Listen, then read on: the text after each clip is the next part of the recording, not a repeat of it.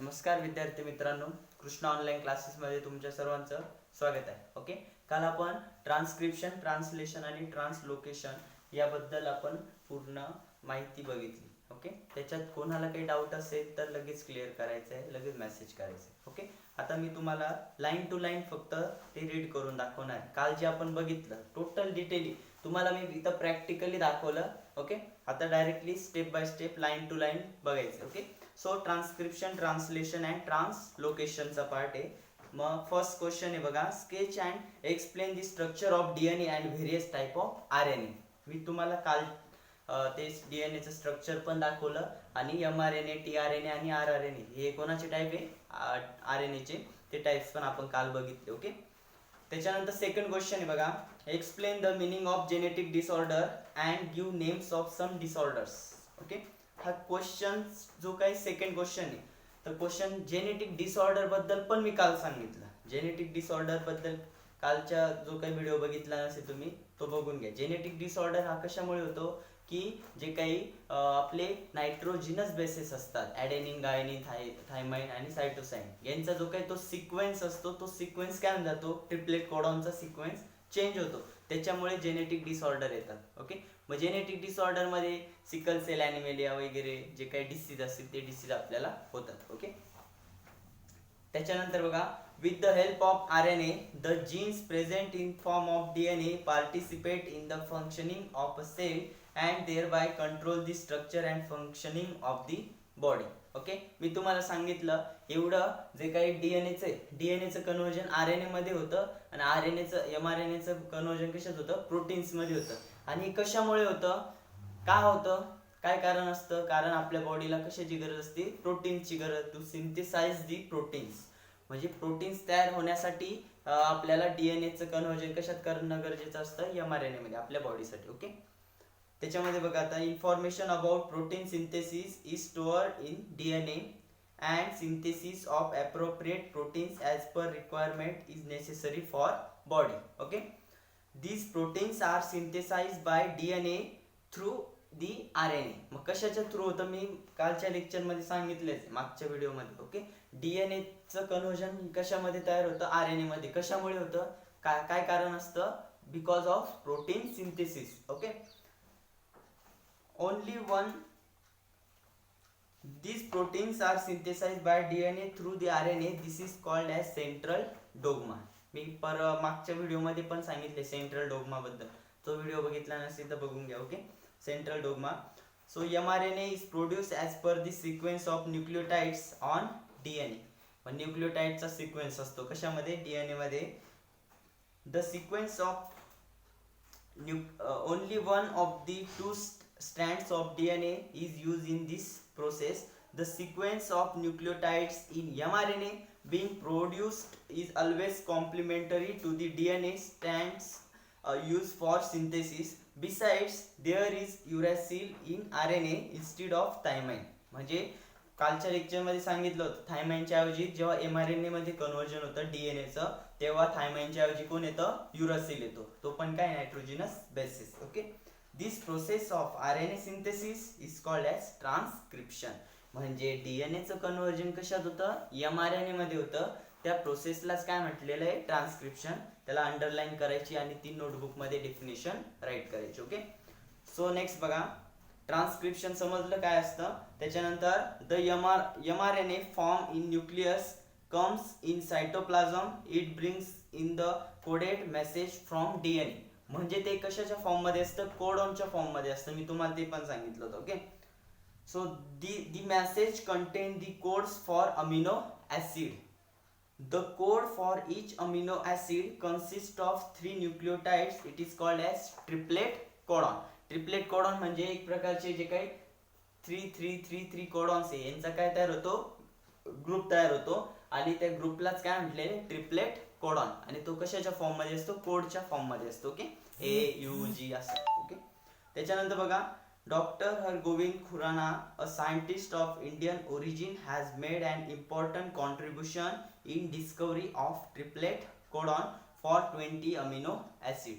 म्हणजे त्यांनी आतापर्यंत किती अमिनो ऍसिड सांगितले, डिस्कवर केले, 20 अमिनो ऍसिड. आपल्या बॉडीमध्ये पण 20 अमिनो ऍसिड असतात असं ते सांगतात. Okay, For this work he has been awarded with Nobel Prize in 1968 along with two other scientists. Okay, मग आता त्यांना नोबेल प्राइज पण मिळाला 1968 मध्ये. Each mRNA is made up of thousands of triplet codon. म्हणजे जो काही mRNA ची आपण काल जी डायग्राम बघितली, mRNA ची डायग्राम बघितली, त्या डायग्राम मध्ये असे थाउजंड्स काय असतात, कोडॉन्स असतात. ओके, ट्रिपलेट कोडॉन असतात. ओके, नेक्स्ट बघा. For this purpose as per the message on mRNA amino acid are supplied by the tRNA. म्हणजे tRNA वरून येतो आणि तो काय घेऊन येतो, अमिनो ऍसिड घेऊन येतो. Amino acid first, amino acid second, असं कंटिन्युअसली ते थाउजंड्स जे काही कोड्स असतात त्या कोड्सला तो काय घेऊन येतो, अमिनो ऍसिड. ओके, पण ते मॅच झाले तेव्हाच घेऊन येतो. ओके, त्याला त्या for this purpose tRNA has anticodon having complementary sequence to the codon on mRNA. म्हणजे त्यालाच काय म्हटलेलं, अँटीकोडॉन पण म्हणतात. नेक्स्ट बघा. दिस इज कॉल्ड ॲज ट्रान्सलेशन. म्हणजे जो काही tRNA अमिनो ऍसिड घेऊन येतो, म्हणजे mRNA वरती जेव्हा ते कोड्स येतात, ट्रिपलेट कोडॉन्स तयार होतात आणि thousands of triplet codons are make in mRNA. आणि mRNA मध्ये ते तयार झाल्यानंतर वरून जे काही tRNA असेल तो tRNA येतो आणि तो एक एक अमिनो ऍसिड घेऊन येतो. ओके, त्या प्रोसेसलाच काय म्हटलेलं मग, ट्रान्सलेशन. ओके, नेक्स्ट बघा. त्या डेफिनेशनला पण हायलाइट करून घ्या आणि नोटबुक मध्ये राईट करून घ्या. The amino acid brought in by tRNA are bonded together by peptide bonds. Okay, म्हणजे ते एकमेकांशी पेप्टाइड बॉन्ड्स किंवा हायड्रोजन बॉन्डिंग त्यांचं तयार होतं with the help of RNA. म्हणजे RNAच्या मदतीने त्यांच्यामध्ये काय तयार होतं, जे हायड्रोजन बॉन्डिंग होतं DNAचं, ते कशात, पेप्टाइड बॉन्डिंग तयार होतं त्यांच्यामध्ये. आणि ते बॉन्डिंग तयार झाल्यानंतर कोणाच्या मदतीने, RNAच्या म्हणजे रायबोझोमस जो RNA असेल त्याच्या मदतीने ते पेप्टाइड बॉन्डिंग तिथे तयार होतं. त्याच्यानंतर बघा.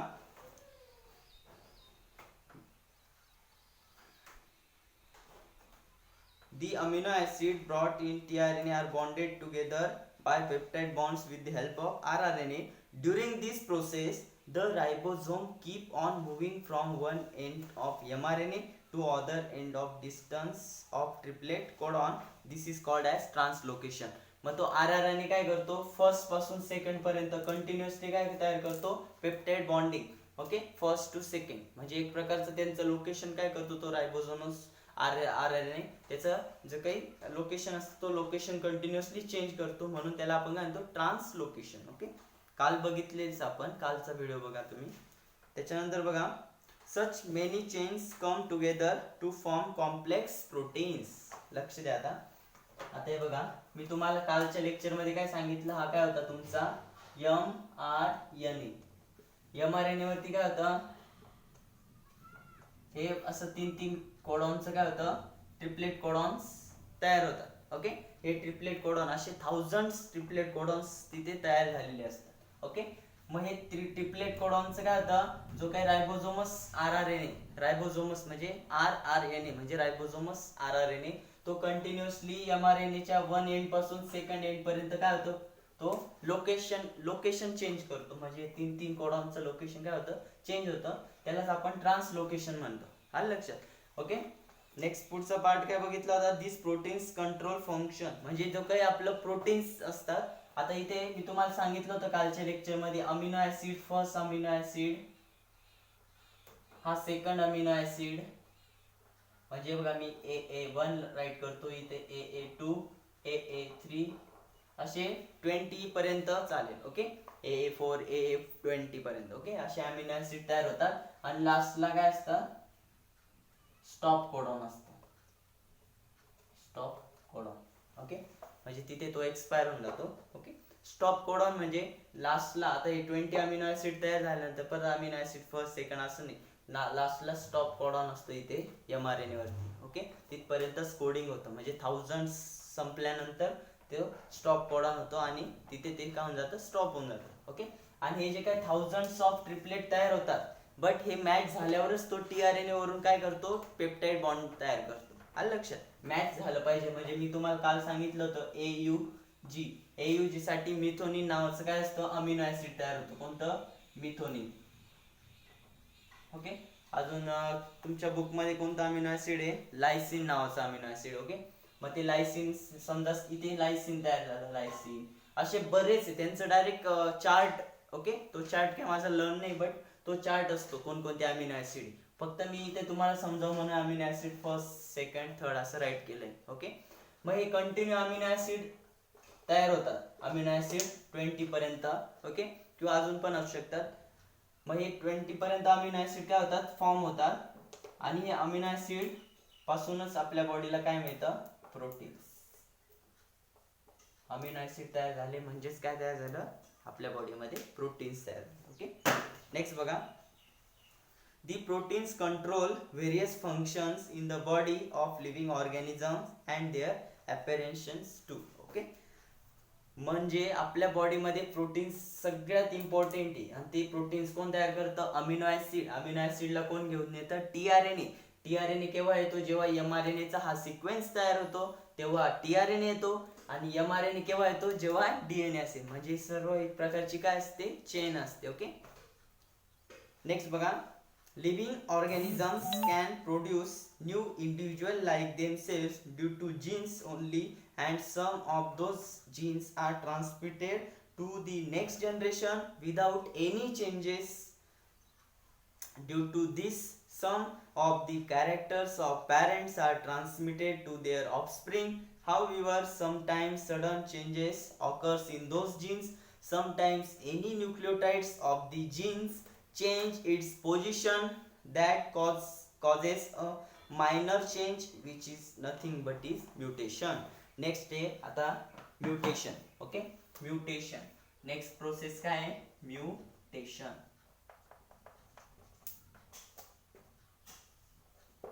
म्युटेशन आपण ट्रान्सक्रिप्शन, ट्रान्सलेशन, ट्रान्सलोकेशन बघितलं. हे सर्व कशासाठी असतं? प्रोटीन सिंथेसिस साठी असतं. आलं लक्षात? मग हे जे काही जीन्स असतात, जीन्स कशामध्ये असतात? डीएनए मध्ये. ओके. मग हे जीन्स असतात आणि जीन्स मध्ये काय असतात? नायट्रोजिनस बेसेस असतात. नायट्रोजिनस बेसेस कुठे असतात? जीन्स मध्ये असतात. ओके. कुठे असतात? जीन्स. मग जीन्स मध्ये नायट्रोजिनस बेसेस असतात आणि यांचं वर्किंग काय असतं? मी तुम्हाला मागच्या सर्व एक्झाम्पल्स मध्ये सांगितलं आहे, आता पण सांगितलं. ओके. म्हणजे जे काही एयुजी असेल हे काय एक प्रकारचे कोड्स असतात. ओके.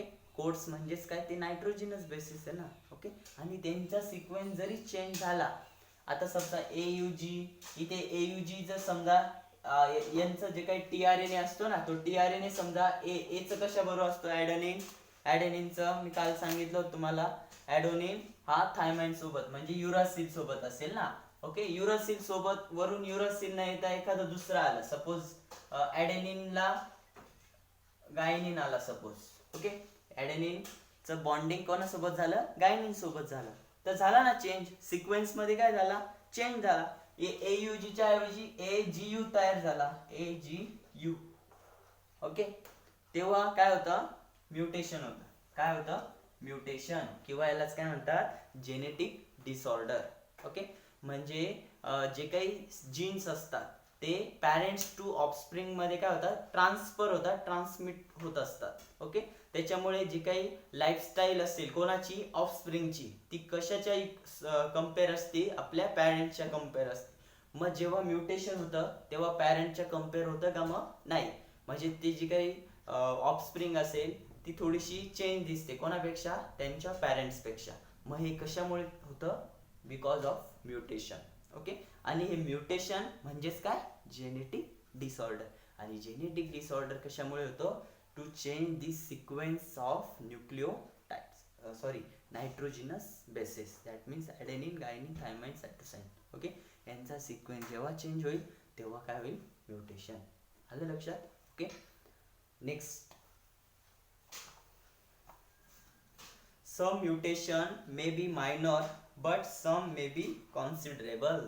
काही म्युटेशन छोटे छोटे असतात, म्हणजे काही हेअर व्हाईट असतील, बाकीचे सगळे जे काही ऑर्गन सेम असतील, बट फक्त हेअर व्हाईट असेल, किंवा जे काही आईज असतात त्या आईज वेगळ्याच कलरचे असू शकतात. ओके. म्हणजे हे थोडेसे मायनर असतात. काही मेजर्स पण असतात बघा. For example, mutation may cause the genetic disorder like sickle cell anaemia. Okay. Sickle cell anaemia जो काही डिसीज आहे तो डिसीजचे तुम्ही गुगलवरती इमेज म्हणजे इमेजेसमध्ये बघा, गुगलवरती सिकल सेल ॲनिमिलिया पेशंट म्हणा आणि तिथे लगेच वरती काहीतरी इमेजेस येईल, तुम्हाला लगेच समजेल की हा याच्यामध्ये काय आहे, जेनेटिक डिसऑर्डर आहे ह्या पेशंटमध्ये. ओके. मग सिकल सेल ॲनिमिलिया असेल. This is ever lasting process and it is one of the proof for Darwin's theory of natural selection. म्हणजे आपल्याला डार्विन थेरी पुढे बघायची. ओके. म्हणजे एक प्रकारचं ते काय तयार झालं, प्रूफ आहे. म्हणजे डार्विननी थेरी मांडलेली ना, त्या थेरीनुसार हे जे काही म्युटेशन प्रोसेस आहे ती म्युटेशन प्रोसेस होते, असं कोणाचं म्हणणं आहे, डार्विनचं म्हणणं आहे. ओके. म्हणजे जे काही बायोलॉजिकल कॅरेक्टर्स आहे ते कंटिन्युअसली काय होत जातात आपल्या ऑफस्प्रिंगकडे एक्झॅक्टली ट्रान्सफर होत नाही, काही वेळा ते काय होऊन जातात, चेंज होतं. बिकॉज ऑफ न्यूक्लियोटाइड सिक्वेन्स काय होतो, चेंज होतो, असं डार्विनचं म्हणणं आहे. ओके. म्हणजे ते इथे काय होऊन जातं, प्रूफ होतं असं तो म्हणतो. आपल्याला डार्विन थेरी पुढच्या पेज नंबर 7 आहे बघा. 7 वरती डार्विन्स थेरी त्यांनी सांगितली, ते पण आपल्याला बघायची. आलं लक्षात. ओके. नेक्स्ट आहे evolution. Okay. So evolution page number 3. काही 4 एक्झाम्पल्स दिलेले बघा तुम्हाला. What is the function of the appendix of our digestive system. मी आता ते 4 एक्झाम क्वेश्चन्स ते क्वेश्चन्स बद्दल आपण डिस्कस करू आणि इव्होल्युशन प्रोसेस आपण नेक्स्ट टुडे टुमॉरो बघू. ओके. इव्होल्युशन बरीच मोठे प्रोसेस ते. ओके. ती उद्याच्या लेक्चरला आपण बघू. What is the function of the appendix of our digestive system. आपल्या बॉडीमध्ये अपेंडिक्स असतं ना, बरं की नाही. अपेंडिक्स काय वर्किंग असतं त्याचं, अपेंडिक्सचं जो काही त्याचं वर्किंग काहीच नसतं. म्हणजे आपलं रेस्पिरेशन करत नाही किंवा जे काही एक्सक्रिशन असेल ते पण काही तो करत नाही. कोण, जो काही अपेंडिक्स असतो. अपेंडिक्सचं काहींचं ऑपरेशन होतं आपल्या बॉडीमध्ये बघा. अपेंडिक्स एक प्रकारचा असं वॉर्म असतो, एक किडा असतो. ओके. अपेंडिक्स आपण त्याला म्हणतो. ओके. आणि काहींना तो प्रॉब्लेम आल्यानंतर त्या अपेंडिक्सचं ऑपरेशन करावं लागतं, पोट दुखतं खूप. ओके. मग ते त्याचा यूज काय असतो आपल्या बॉडीमध्ये, काहीच यूज नसतो. फक्त जे काही थोडाफार बॅक्टेरिया असेल आपल्या बॉडीमधला, तो बॅक्टेरिया तो काय करतो, कन्झ्युम करण्याचं काम करतो, एवढंच. बाकी त्याचा काहीच यूज नाही आपल्या बॉडीमध्ये. एक प्रकारचा तो काय व्हेस्टिजियल आहे. ओके. सेकंड बघा. Are our wisdom teeth really useful for chewing of the food. आता आपलं विस्डम टीथ आहे, विस्डम टीथ म्हणजे अक्कलदाढ, तिची काही आपल्या बॉडीमध्ये गरज असते का, नसते ना. Wisdom teeth. Okay. Wisdom teeth खूप आतमध्ये असते, अक्कलदाढ असते ती. ओके. तिचा पण काही यूज नसतो. ओके. नेक्स्ट बघा. Third. Why did the huge animals like dinosaur become extinct. Okay. आता इथे थर्ड क्वेश्चन जो आहे तो तुम्ही वाटल्यास तर याच्या गुगलवरती टाका. ओके. गुगलवरती त्याचं डिस्कशन करा आणि ते राईट करून घ्या. 4ही questions. Why are many species of animals and birds getting extinct. म्हणजे 1, 2, 3, 4 हे 4ही क्वेश्चन्स तुम्ही काय करा, गुगलवरती तिथे टाका. ओके. आणि तुम्हाला त्याचा टोटली आन्सर मिळेल. ओके.